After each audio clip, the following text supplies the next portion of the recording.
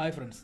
അപ്പോൾ നമ്മളിന്ന് സംസാരിക്കാൻ പോകുന്നത് അന്യഭാഷയിൽ പോയി നാണം കെട്ടുപോയ നമ്മുടെ മലയാളത്തിലെ നടന്മാരെക്കുറിച്ചാണ്.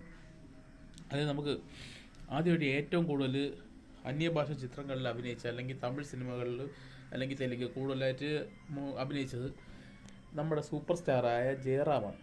ജയറാം തമിഴ്നാട്ടിലാണെങ്കിലും അവിടെ ബാക്കിയുള്ള ഏത് സംസ്ഥാനത്താണെങ്കിലും, ഇപ്പം ഗുണ്ടൂർക്കാരോ എന്നൊക്കെ പറഞ്ഞ സിനിമയിലൊക്കെ വെറുതെ അഭിനയിച്ചിട്ട് അങ്ങ് വൈകുണ്ഠപുരം ആ സിനിമയിലൊക്കെ നല്ലൊരു ക്യാരക്ടർ കിട്ടി. അതുപോലെ പുള്ളിക്ക് പോസിറ്റീവ് നെഗറ്റീവ് ആയിട്ടുള്ള ക്യാരക്ടറുണ്ടെങ്കിൽ ഏറ്റവും കൂടുതൽ പോസിറ്റീവ് ആയിട്ടുള്ളൊരു പുള്ളിക്ക് ആ ഒരു വേറൊരു സംസ്ഥാനത്ത് പോയി കഴിഞ്ഞാൽ പുള്ളി അവമാനിക്കുന്ന രീതിയിലൊന്നും പുള്ളിക്ക് അധികം വേഷങ്ങളൊന്നും കിട്ടിയിട്ടില്ല. എല്ലാം ഒരുവിധം പുള്ളി അർഹിക്കുന്ന വേഷങ്ങളാണ് കിട്ടിയിട്ടുള്ളത്. പിന്നെ അടുത്ത് നമ്മൾ നോക്കുമ്പോൾ നമുക്ക് ഫഹദ് ഫാസിലിൻ്റെ കാര്യത്തിലോട്ട് വരാം.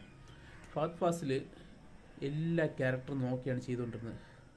പുഷ്പ 2 മാത്രമാണ് ഫഹദ് ഫാസിലിനും കൈ പൊള്ളിയത്. പുഷ്പ 2 ഫഹദ് ഫാസിലിനെ ഒരു ഒരു വേസ്റ്റ് ആയിട്ടാണ് എനിക്ക് തോന്നിയത്. പുഷ്പ ഫസ്റ്റിൽ കത്ത് എഴുതുന്ന ക്യാരക്ടറിനെ പുഷ്പ സെക്കൻഡിൽ അണച്ചു കളഞ്ഞു എന്നാണ് എനിക്ക് തോന്നിയിട്ടുള്ളത്. പുഷ്പ 2 വെറും പട്ടിയാക്കിയിരിക്കുന്നത് ഫഹദ് ഫാസിലിനെ. പിന്നെ നമുക്ക് അടുത്തത് സംസാരിക്കാൻ പോകുന്നത് മമ്മൂട്ടി നമുക്ക് പിന്നെ ലാസ്റ്റ് വരാം. മോഹൻലാൽ എന്ന് പറയുന്നത്, മോഹൻലാൽ നല്ല വേഷങ്ങൾ നോക്കിയാണ് വെളിയിലുള്ള പോയി ചെയ്തിട്ടുള്ളത്. അതിൽ ജില്ല എന്ന് പറയുന്ന സിനിമയിൽ സത്യം പറഞ്ഞാൽ കുറച്ച് ചെറിയ രീതിയിൽ മോഹൻലാലിനെ ഒരു അവമാനിച്ചതിന് തുല്യമായിട്ടാണ് മോഹൻലാലും വിജയും തമ്മിലുള്ള ക്യാരക്ടറിൽ വിജയ് കുറേ സമയങ്ങളിൽ മോഹൻലാലിനെ കളിയാക്കുന്നത് പോലത്തെയൊക്കെ വെളിയിൽ വന്നതാണ്. മോഹൻലാൽ ഫാൻസ് തന്നെ പറഞ്ഞിട്ടുണ്ട്, വിജയ് മോഹൻലാലിനെ കളിയാക്കിയിട്ടുള്ള മോഹൻലാലിനെ അത്രയ്ക്ക് വലിയ ഇതില്ലാത്ത രീതിയിൽ കൊണ്ടുപോയി എന്നുള്ള രീതിയിൽ. പിന്നെ ഇതിനകത്ത് നമ്മൾ മലയാളത്തിൽ നിന്നും പോയിട്ട് ഒരു കാരണവശാലും താഴ്ന്നു കൊടുക്കാത്ത 2 പേരേ ഉള്ളൂ മലയാളത്തിൽ നിന്നും വെളിയിൽ പോയിട്ട്. അതെന്ന് പറഞ്ഞാൽ ഒരു കാരണം എന്ന് വെച്ചാൽ ഒരിക്കലും അത് നമ്മുടെ ദുൽഖർ സൽമാനും മമ്മൂട്ടിയാണ്. മമ്മൂട്ടിക്ക് 100 ദിവസം ഓടിയ തമിഴ് ചിത്രങ്ങൾ വരെ ഉണ്ട്.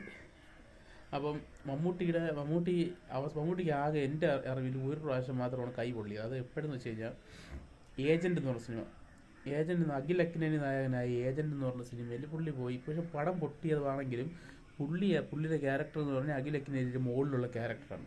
അത് നിങ്ങൾക്ക് സിനിമ അവസാനം വരെ കണ്ടാൽ മാത്രമേ കാണാൻ സാധിക്കുള്ളൂ. ഞാൻ തിയേറ്ററിൽ പോയി കണ്ട സിനിമയാണ്. പക്ഷെ പടം വെറും ബോംബ് പടമാണെങ്കിലും പടത്തിൻ്റെ ക്ലൈമാക്സ് ആകുമ്പോൾ മമ്മൂട്ടിയാണ് അഖിൽ അക്കിനേനിയേക്കാളും മുകളിൽ കയറി നിൽക്കുന്നത്. അങ്ങനെ ഒരിക്കലും അതിനകത്ത് പോയി നാണം കിട്ടുമെന്ന് പറയാൻ പറ്റില്ല. ഒരു സംസ്ഥാനത്ത് പോയി നാണം കിട്ടുമെന്ന് പറയാൻ പറ്റില്ല. കാരണം അതിനകത്ത് കറക്റ്റായിട്ടുള്ളൊരു റോള് മമ്മൂട്ടി കിട്ടിയിട്ടുണ്ട്. അതിൽ അഖിൽ അക്കിനേനിക്ക് മുകളിൽ നിൽക്കുന്ന റോളാണ് മമ്മൂട്ടി കിട്ടിയത്. മമ്മൂട്ടി അങ്ങനത്തെ റോളുകൾ മാത്രമേ പോയി ചെയ്യാറുള്ളൂ. അല്ലാതെ കളിയാക്കി വിടുന്ന റോളുകളങ്ങനെ അടികിട്ടുന്ന റോളുകളൊന്നും മമ്മൂട്ടി ചെയ്യാറില്ല. മമ്മൂട്ടി ഇപ്പം നമുക്ക് നൻപകൽ നേരത്ത് മയക്കം, അതിപ്പോൾ മലയാളം ചിത്രമാണെന്ന് പറയും. പക്ഷെ അത് തമിഴ് സിനിമയാണെന്ന് എല്ലാവർക്കും അറിയാം. മലയാളത്തിലോട്ട് ഡബ് ചെയ്തതാണ്. കാരണം അതിൽ ഡയറക്ടർ പോലും തമിഴായിരുന്നു. അപ്പം അങ്ങനെ അത് പോട്ടെ. പിന്നെ മമ്മൂട്ടിയുടെ സിനിമകൾ നമുക്ക് നോക്കാം. മമ്മൂട്ടി യാത്ര എന്ന് പറഞ്ഞ സിനിമ തെലുങ്കിൽ പോയി ചെയ്തു. അവിടെ യാത്ര ഫസ്റ്റ് എന്ന് പറഞ്ഞ സിനിമ അവിടുത്തെ വൻ വിജയമായിരുന്നു. അവിടുത്തെ ഒരു രാഷ്ട്രീയ പാർട്ടി അല്ലെങ്കിൽ ഒരു ഇലക്ഷനെ തന്നെ മാറ്റിമറിച്ച ഒരു സിനിമയാണ്. പിന്നെ നമുക്ക് നോക്കുമ്പോൾ മമ്മൂട്ടിയുടെ വേറെ പല സിനിമകളും മമ്മൂട്ടി അവിടെ പോയി ചെയ്തിട്ടുണ്ടെങ്കിൽ അത് മമ്മൂട്ടി കയറി നിൽക്കുന്ന സിനിമയായിരിക്കും. അല്ലാതെ മമ്മൂട്ടി ഒരിക്കലും കളിയാക്കിയിട്ടുള്ള സിനിമയായിരിക്കും. അതുപോലെ തന്നെ ദുൽഖർ സൽമാനാണ് എൻ്റെ അറിവിൽ വെളി സംസ്ഥാനത്ത് പോയിട്ട് അവിടുത്തെ സൂപ്പർ സ്റ്റാർ എന്ന് പറയുന്ന റേഞ്ചിലോട്ട് എത്തിയ നടൻ. കാരണം തെലുങ്കിൽ പുള്ളി പോയി. ഇപ്പോൾ ഇപ്പോൾ ഇവിടത്തേക്ക് ഫഹദ് ഫാസിലിൻ്റെയൊക്കെ പോലെയാണ് അവിടെ പുള്ളിക്ക് റോള്. കാരണം പുള്ളിയുടെ സിനിമകൾ സീതാരാമാവട്ടെ, നമ്മുടെ ഇപ്പോൾ ഇറങ്ങിയ ലക്കി ഭാസ്കർ ആവട്ടെ, എല്ലാം വൻ വിജയങ്ങളാണ്. അപ്പം പുള്ളിക്കിപ്പം അവിടെ ഒരു മിനിമം ഗ്യാരണ്ടിയുള്ളൊരു നടൻ എന്നുള്ള രീതിയിൽ പുള്ളിക്ക് ആയിട്ടുണ്ട്. അപ്പം എൻ്റെ അറിവിൽ ഏറ്റവും കൂടുതൽ മലയാള സിനിമ വിട്ടു പോയിട്ട് ഏറ്റവും കൂടുതൽ മുതലെടുക്കാൻ പറ്റിയ ഒരു താരം എന്ന് പറഞ്ഞാൽ ദുൽഖർ സൽമാനാണ്. ദുൽഖർ സൽമാൻ്റെ കൈ പൊള്ളിയിട്ടില്ല ഇതുവരെ. പുള്ളിക്കാണ് 1-2 പ്രാവശ്യം പുള്ളി കാണും. പക്ഷേ പുള്ളി അതിൻ്റെ ഇരട്ടി. ഇപ്പോൾ നടന്മാരാകുമ്പോൾ വിജയവും പരാജയവും സ്വാഭാവികമാണ്.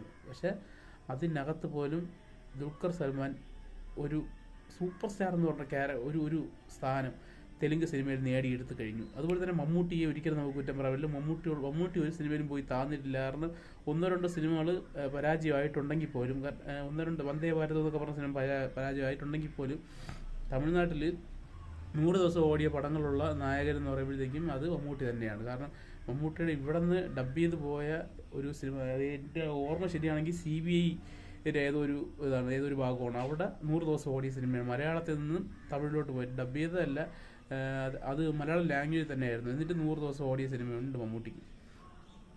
പക്ഷേ ഇതിനകത്ത് ഏറ്റവും കൂടുതൽ എൻ്റെ അറിവിൽ നാണം കെട്ട് പോയത് ഫഹദ് ഫാസിലും മോഹൻലാലുമാണ്. മോഹൻലാലിനെ കാപ്പാൻ എന്ന് പറഞ്ഞ സിനിമ നിങ്ങൾ കണ്ടിട്ടുണ്ടെന്ന് എനിക്ക് അറിഞ്ഞൂടാ.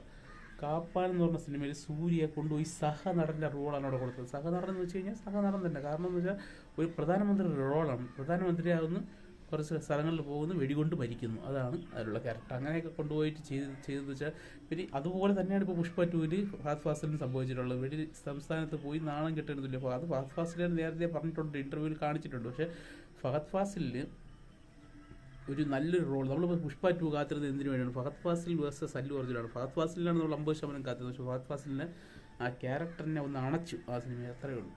അപ്പോൾ ഇതാണ് എനിക്ക് പറയാനുള്ളത്. അപ്പോൾ നിങ്ങൾക്ക് എതിരഭിപ്രായങ്ങൾ കാണും.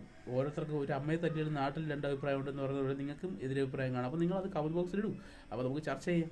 അല്ലാതെ മോശം വാക്കുകൾ ഉപയോഗിച്ചിട്ടുള്ള കമൻറ്റ് ബോക്സ്, മോശം വാക്കുകൾ ഉപയോഗിച്ചിട്ട് നിങ്ങളെ സംസ്കാരമാണ് സൂചിപ്പിക്കുന്നത്. ഓക്കെ.